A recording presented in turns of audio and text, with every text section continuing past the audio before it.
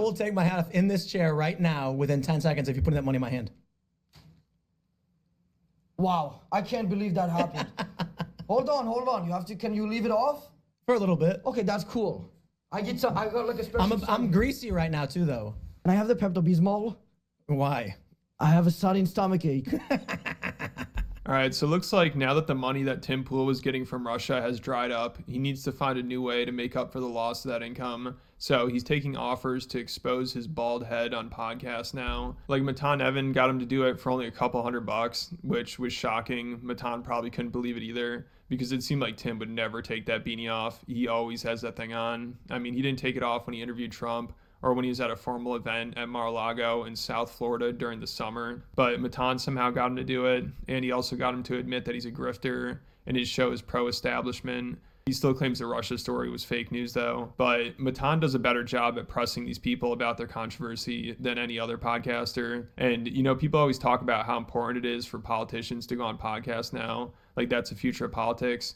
But let's see them go on Matan's podcast. You know, he actually asked the hard-hitting questions, unlike Theo Vaughn or Joe Rogan or even Tim Pool, whose podcasts are basically just meant to be puff pieces for politicians and the establishment.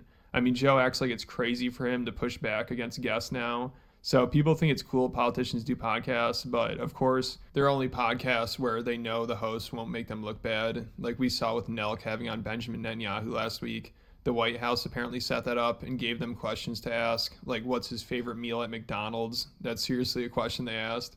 So most of these podcasts are just a joke and are used to help politicians do PR. So I think people would... Okay, look, I'm going to pause it for here because I let it on for a while. But Matan, the difference with Matan is that ever since he was a kid, he's been calling people out. Matan Even, just kind of reintroduce yourself to my audience.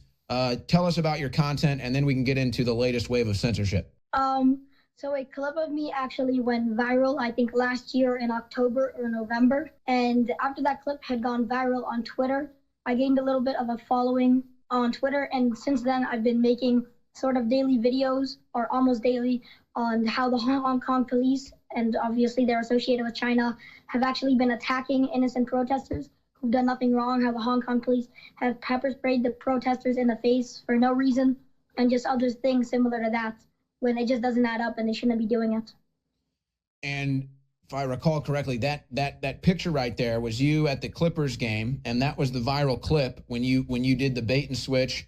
You pulled up the Free Hong Kong t-shirt. They cut away immediately. Like, I mean, he used to be called the Bill Clinton kid. I'd much rather see podcasters grill these politicians rather than glaze them. You know, like Tucker Carlson did with Ted Cruz. I think people would much prefer to see that.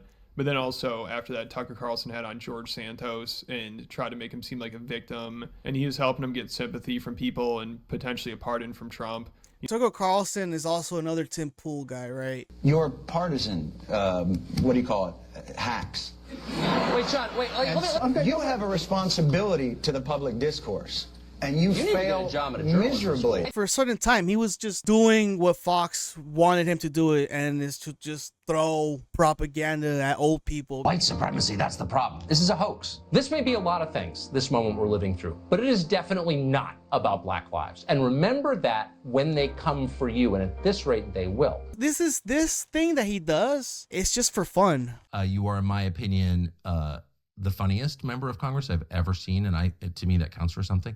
So I'm not exactly sure how you got you're going to prison in how long from now? 24 days from today. This man is so loaded.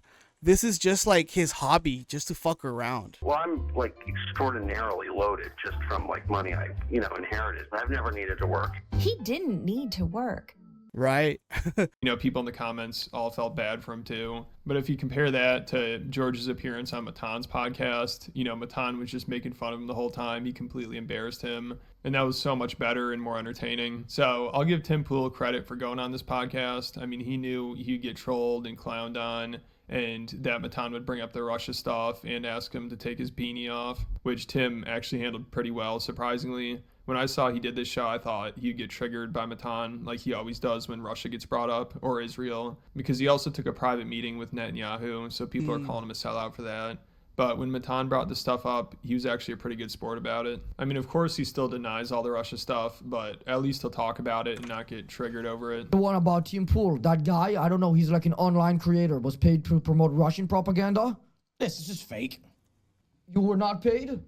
I was paid a lot of money by a lot of people. I heard that there was that guy, he was paid $100,000 per episode to do it. Is that not true? It's not true. So why did people come up and go with that story then? Political reasons. There's, you know, the show that we do is fairly anti-establishment. It's actually, you could say it's pro-establishment if you think about it. Today it is, you 100%. No, I'm saying pro-Russian establishment. No, No,